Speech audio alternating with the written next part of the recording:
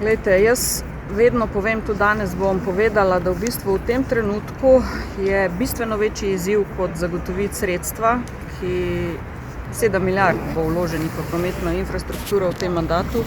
Bistveno večji izziv je dokumentacija, ki jo je treba, preden začnemo projekt, pripraviti. Hrastnik-Zidani most se umešča v prostor, tam so v bistvu praktično 3 DPN-ji, cesta, železnica in še hidroelektrarne, tako da naša želja je, da seveda bi to se zgodilo čim prej.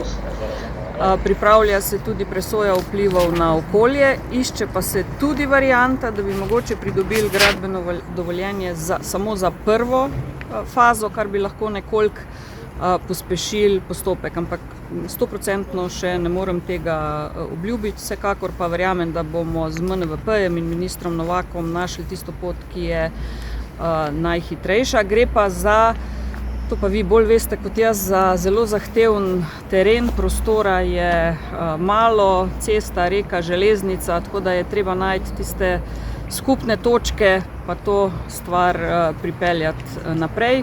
Denar je pa v proračunu v bistvu zagotovljen, tako da bi tudi začeli v bistvu s to prvo fazo lahko.